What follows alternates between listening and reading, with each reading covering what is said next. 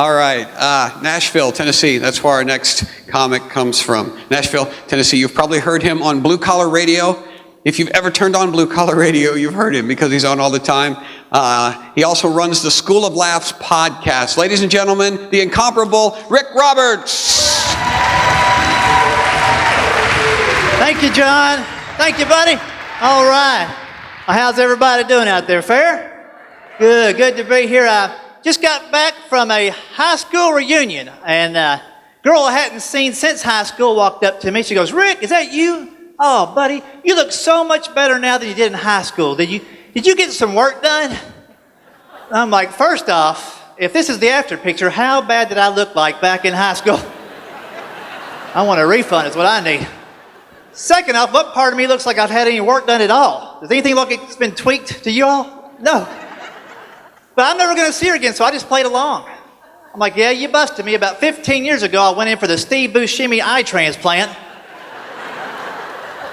That seemed to pay off, so a few weeks later I went in for the Nicolas Cage forehead reduction and hairline expansion. You can see that's fully effect now.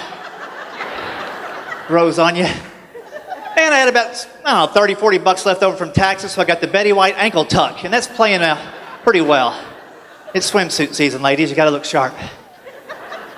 I mean, she meant it as a compliment, but how do you even talk back to somebody like that? I'm like, oh, you look a whole lot different too. I remember you as a sweet, quiet, pretty girl.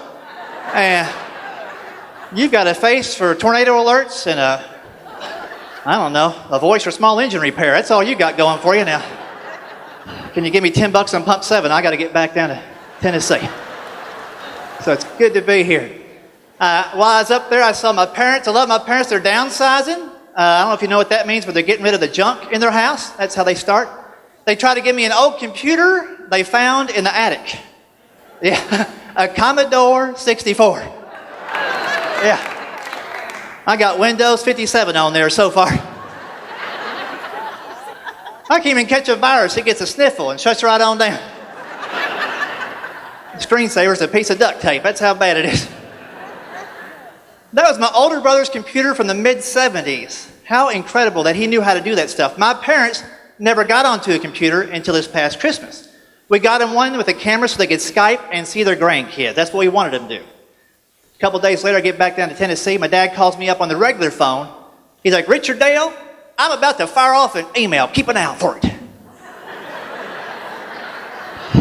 I'm like, "I will, and just so you know, you don't have to call people right before you send them an email. You might want to send me a smoke signal if you're going to text me later on and give me a heads up. It's pretty windy out here today." So I log on to my email. There's an email in there. It's not directly from my dad. It's asking me if I would like to follow him on Twitter. My dad ought not be on Twitter. That's all I'm saying. But I couldn't believe he figured it out. So I log on to his Twitter page to see if he put out a tweet yet. He's only had the computer for 2 days. How many tweets do you think a normal person would put out in 2 days? Maybe 2, maybe a tweet a day. He had compiled 116 tweets in 48 hours with no followers. That is an optimist right there. So my dad doesn't talk a lot. I thought this might be his way of communicating, not just with me, but with everybody. So I start scrolling through his 116 pearls of wisdom to see what I can glean. I get about 10 deep into it, I realize it's not even 116 different thoughts. It's one story broken into 116 pieces. All capital letters. So I keep going through it, and I realized the whole story was about birds because my dad thought Twitter was a bird-watching, updating website. That's my gene pool. I'm lucky I'm walking upright, people. If you want to follow my dad, it's at Woodpecker612531476. That is his social security number. He's figured it out. Oh, I love my parents. I love my parents. Try to raise my kids the way my parents raised me. Take the good stuff and pass that on, right? Not everything your parents say was always the right thing. Remember when my dad tried to teach me to ride a bicycle? This was his advice. Stay in the middle of the road so you don't take out anybody's mailboxes. I'm glad I didn't want to grow up to be a pilot. Fly low to the ground. Don't hit a bird. Come on, fly low. They're good people. I'm a dad now, so I try to do the right things, you know. I love my kids. I'm 46. I've got a 9-year-old son and a 2-year-old baby girl. I know, that's the correct response. Nobody claps. They just put me in their prayer group. That's okay? That's okay. And recently, my wife has brought up the topic of adoption. I'm like, honey, I don't think anybody is going to take those kids off our hands at this point.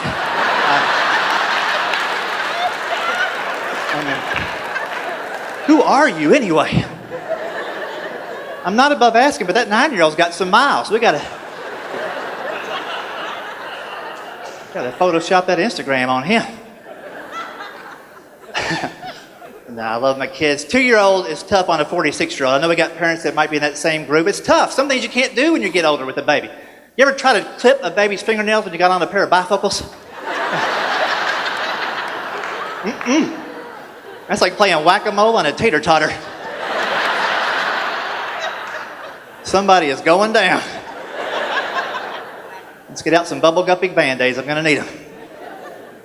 Yeah, I try to be a good dad. I'm home quite a bit, so I try to give my wife a break. I took my baby to the mall the other day, and I'm good at changing diapers, but I never had to change one out and about.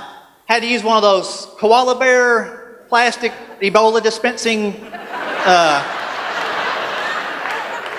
Whew. You can make that thing out of Purell. It's not going to help. You know what I'm saying? That is how did that get past R&D? But I'm a good dad. I read the safety sticker before putting her on there, and she was good to go. But the safety sticker said, weight not to exceed 150 pounds. That is a big old baby. That is a rib-eating, bib-wearing... That's a state fair baby. Can we just say that out loud? That's a state fair baby.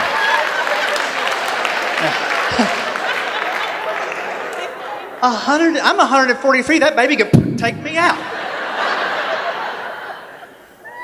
I mean, I'm sensitive. I know childhood obesity is an issue, but if your baby is pushing $150, put down the sweet tea and get out of the food court. That's my recommendation. Just move it along.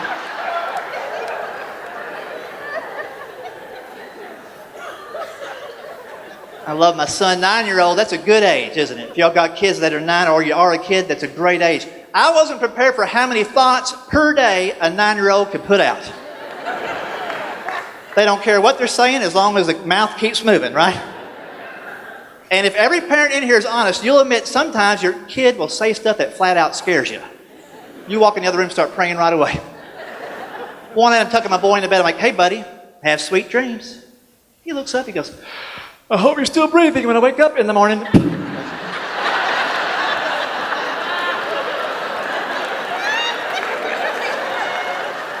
What do you know that I don't know, buddy? Is Mama switching my pills when I'm out of town? What's going on here? I'll let you play crossy rope for another 20 minutes if you want, but you got it. I was awake the next morning. I didn't sleep a wink that night. They don't care what they say or how they say it. We're brushing our teeth one night before bed. We brush our teeth every night before bed. Let me get that straight. That was the Tennessee in me kind of coming out there. We do brush a lot. Next year, floss. We're going to get on it. We brushed our teeth one night before bed, and he's looking in the mirror at him, and then he's looking over at me, and then back at himself, and back at me, and it's kind of creeping me out. Got to be honest. I'm like, hey, buddy, what's the matter? He's like, Papa, I just noticed me and you, we kind of look alike. I'm like, yeah, what do you think about that? He goes, what are you going to do?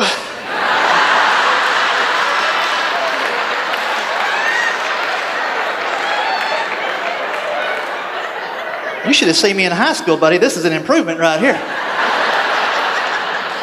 I don't know about you. You're going to go to bed early. That's what you're going to do. Let's just put you away. I'm going to close your door all the way. I'm taking your nightlight, buddy. How about that? Hope you're still breathing when I wake up in the morning.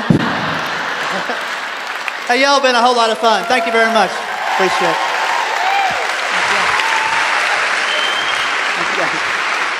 That was awesome. Rick Roberts. Rick Roberts.